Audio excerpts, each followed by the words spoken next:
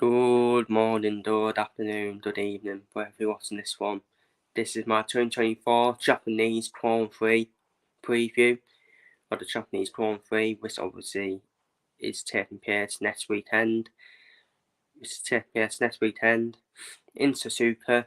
Obviously, it's going to be another early Grand Prix for us UK fans, a bit like Australia. And let's get straight into it. So it's the home Grand Prix of the Honda engines, of course. So the likes of Red Bull and RB, whose engines are Honda. So it's technically a home Grand Prix for both of them teams. Around the Suzuka International Racing Court, which has been here for quite a while now, hasn't it? This Grand Prix. So there's 18 turns. There is 18 turns, as you can see on the circuit, on the track there. The DRS detection zone starts after turn 15, and the speed trap after turn 15 as well. And the only time you can really the DRS can be activated on the start-finish straight, but it's not many overtaking opportunities where you can overtake. I think your other best overtaking opportunities is on start-finish straight and sectors 2 to 3 as well, where you take that on turn into turn 15, which is a very high speed. For sectors 14 to 16, it's a very high speed corners and turns. Well, corners side of that part of the track as well. But apart from that, most of this circuit is quite difficult, isn't it? You do take a lot of turns, especially after turns 2 as well. So, and yeah, that's the circuit for you. That is the circuit. Just give me a minute. Just trying to upload something. Is there something to do with this Grand Prix? There we go. But yeah, the circuit information, the first Grand Prix was in 1987. 53 is the number of yachts. Circuit ends 5.8 or 17 metres. Race distance 307.471 metres. That record is from Lewis Hamilton in the Mercedes in 2019 with a 1:39.83. Obviously, the schedule, the UK, this is the UK schedule. Practice 1 is 3:30 to 4:30 in the morning on Friday. Practice 2 on Friday morning is 7 o'clock to 8 o'clock in the morning. Practice 3, which is practice 3 and qualifying, is obviously on Saturday. Practice 3, 3:30 to 4:30 in the morning. Qualifying is 7 o'clock to 8 o'clock in the morning, and the race start is at 6 a.m. in the morning on Sunday, the 7th of April.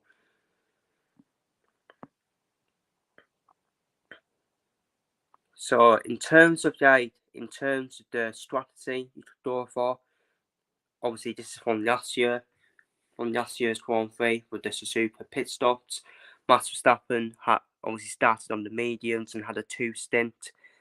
So you're mainly looking at the a 2 stopper for this Grand Prix, because it is high dedication as well.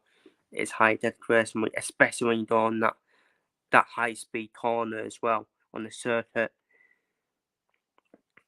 So obviously, I'm not going to name everyone's stints, but you saw Max Verstappen, who won the Grand Prix here last year, started off on the medium tyre, and he pitted for the medium and then ended the race on a hard tyre. So you could go for a medium. I think you're looking at really the medium hard as a 2 stopper. Obviously start on the medium, then put on a fresh set of mediums of the C2 compound tyre, and obviously with your second pit stop, down to the hard tyre, and that should get you to the end of the race without any mistakes. So you're looking at medium to hard. That is probably the fastest strategy, to be honest with you. I know there's a few drivers you see on there who did start unstopped, but you saw a lot of drivers there. I mean, they went on 3 tyres, haven't they? They had a 3-stopper. And for me, I think you just best off using all your soft tyres in qualifying, to be honest with you. Maybe if you're going for fastest lap, if you want to try and get the fastest lap, some drivers may take that Ritz and on to soft tyres like ISR1 did.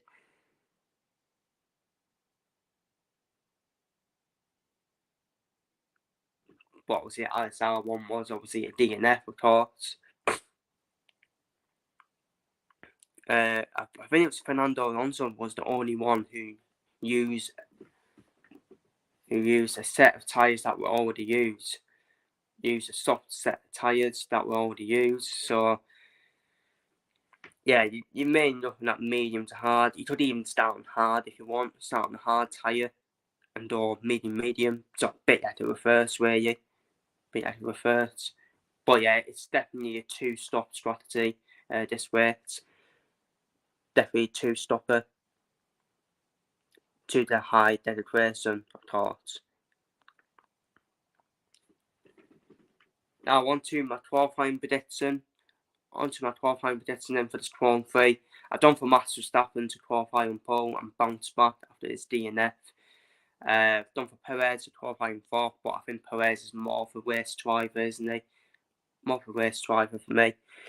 Charles Leclerc and Carlos Sainz, I suspected they'd be probably Red Bull's closest chances in terms of qualifying. McLaren, they did well here last year, didn't they? McLaren. I think they would qualify 5th and 6th with Norris and Piastri.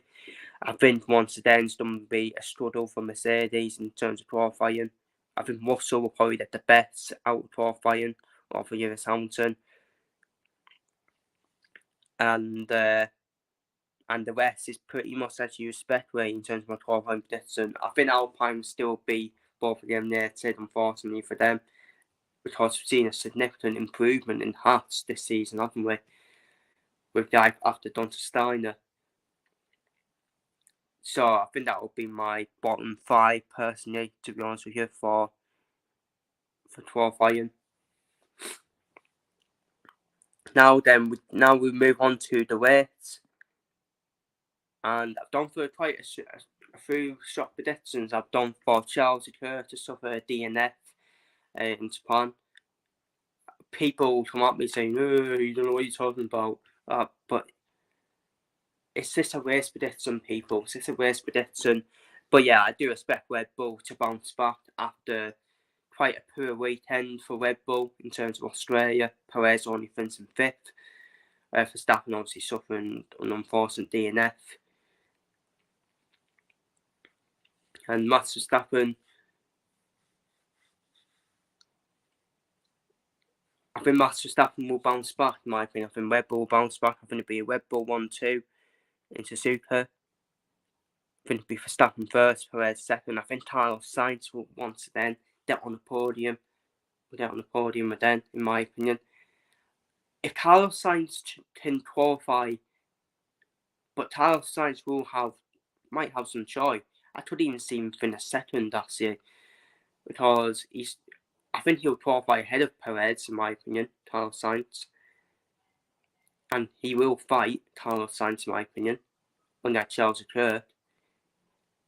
In terms of can Carlos Sainz battle Max for pole, I hope so, because we saw that in Australia, didn't we? And we were quite surprised, weren't we? We were quite surprised when we saw Sainz actually had the DRS on Max Verstappen and overtook him. But then after that, we saw Max Verstappen was actually having problems with his car. Without problems with Max Verstappen, I would love to see Max Verstappen and Carlos Sainz have a battle again. I think Oscar Piastri will finish 4th. I think Lando Norris will also suffer a DNF. That is my prediction. I think Alonso will finish 5th. I think Alonso might have a good race, to be fair, in Suzuka. I think he'll get the best out of the car in terms of race. Lewis Hamilton's better than George Russell for me. And I think Yuki Tsunoda and Daniel Ricciardo and Fraser Catsap RB will both get in the points in their technical form race, basically, for Honda. And Yuki Tsunoda's home race as well. For me, Yuki Tsunoda, who's had quite an impressive start, hasn't he, to the season for me. And I think Daniel Ricciardo will respond after poor Australia and getting the points. And I think Nico Hulkenberg will continue Haas's good start to the season and keep on getting the points, in my opinion. And and that's it. And that's it for me. That's my 2024 Formula 1 Japanese Grand Prix preview. Feel free to leave your predictions and your thoughts on the Grand Prix down below in the comments. Can Ferrari make a back-to-back wins? If Ferrari can make a back-to-back wins, then all of a sudden we may have a title race on. All of a sudden, can Ferrari back it up, or will Red Bull, as expected, bounce back into Super? Feel free to leave your thoughts down below.